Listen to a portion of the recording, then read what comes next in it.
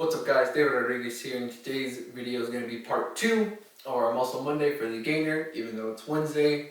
Real quickly, I just wanted to go over something that I think I kind of jumbled my words a little bit on yesterday's video, where I was trying to talk about the functions of the calf and the quad, because I both said that they absorb the impact, and I both said that they help to push. Now, the actual function of your quad is leg extension. So whenever you are throwing a kick, for example, right, you throw a kick, boom, leg extension. Same thing in your squat. When you're squatting down, right, you squat, come back up, leg extension. Whenever you are using your calves are mostly, they are actually the springs in your body. I said that yesterday, but they're the things that help you whenever in football or in soccer, or if you're trying, like when you're playing tag with somebody, that's like the mode, the fight, like the juking, the cutting. That's what your calves allow you to do, to bounce from one place to another, or whenever you're tricking, you're able to transition from one trick to another. It's mostly going to be your calves guiding that process and being able to get you to bounce from one move to another. Your quads are definitely just going to mostly be like pure strength, and if there's something in the way, you're using mostly your quads and strengthening your quads to push that load out of the way. So let's go ahead and get into the exercises that I want to talk to y'all about today. The first one being calf raises. For calf raises, you can do multiple kinds of weights. You can use a barbell, you can use kettlebells, dumbbells, it doesn't matter. But the big thing is that you want to be able to actually push through those toes and squeeze and hold that contraction, come down. Squeeze, hold that contraction, and come down. And you can even differentiate, but you can variate it by either pointing your toes in. When you point your toes in, you're going to activate a little bit more on this lateral side. And if you point your toes out in a plie, similar to ballet, and you squeeze, you're going to feel the strain and the stress come more here on the inside of your calves. Now, typically, I'm not a huge fan of specifically isolating a single muscle, or actually, another thing you can do is also sprint training. Sprint training will also be very good. It's specifically, again, it's very calf dominant whenever you do sprint training. But that's for another video. Again, I'm not a huge fan of specifically isolating muscle, just because we're not bodybuilders, we're trickers, we're athletes. We're not trying to only just grow a single muscle. Now, in these next exercises that I'm about to show you off for your posterior chain, for your glutes, hamstrings, lower backs, I did film this at a gym. I'm using just a regular old headphone setup with a microphone, so hopefully the audio quality isn't going to be that bad. And I'll invest in a microphone in the future. So we'll cut to those real quick, and then we'll be back in here to show you the last exercise. Alright guys, so the first exercise that I got going on for y'all today is going to be the good morning.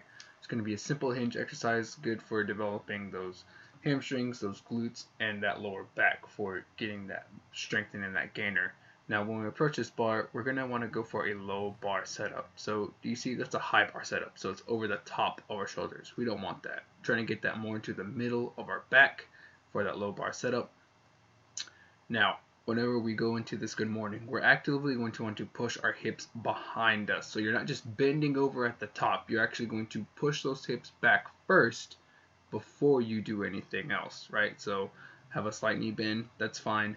Now you'll see that I'm going to actually cave in. We're not actually trying to squat it, right? So you see how my butt came underneath me? Yeah, keep that butt up. I almost have like a built-in table into your body.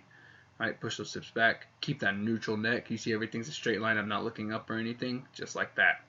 Now, whenever I go into this, I'm actually pushing so far back that you can see that I'm flexing my toes up, right? That's how far back I can go, and that's how far back you want to go. And even on this one, I almost kind of stumble backwards because of how hard I'm pushing back. So you may not want to push that hard back, but the idea is getting those hips behind you, really feeling that stretch in those hamstrings, those glutes, and that back. So that's the good morning, and now we'll move on to the next exercise. Alright guys, so the second exercise that I got going on for y'all today is going to be the straight-legged deadlift. Now when we do the straight-legged deadlift, you're going to want to keep your feet relatively close, so if you have that bar right in between the rough edges, is going to be just fine. Now I prefer to do overhand grip for my straight-legged deadlifts, so again you have a slight bend in your knees, want to keep a flat back, neutral spine, really want to feel that stretch in your hamstrings and your glutes and in your back. Now a very important thing is when you lift this, you want to have a straight bar pass. You don't want to have it moving back and forth. You're going to see that in this second rep that I do, that I'm going to on purpose move the bar back and forth and wiggle it on the way down. We don't want that. See right there, we don't want that. It's not good for us. It's not going to be good for our back. Now, important thing to know about this is that as you get into higher and heavier weights, you're actively going to have to push into the ground. You're going to have to leg press this weight off the ground. This is only about 65 pounds, so I'm not really going to have to try so hard. But as you get into heavier weights and as you get more and more acclimated to actually doing straight-legged deadlifts, you're going to have to actively think about pushing into the ground, leg pressing it, and lifting that weight off the ground. So that's the straight-legged deadlift. And so we can now move on to a single leg variation that closely more mimics the gainer.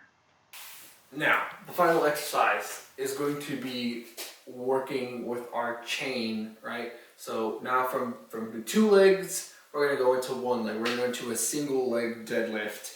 Now, you can start all these off by just doing regular body weight, and I would encourage y'all to try that first just to kind of get the feeling for all of these moves, especially for the single leg deadlift. Now, when we do this, depending on which leg you want to do it on both sides, you don't want to just specifically isolate one leg over the other.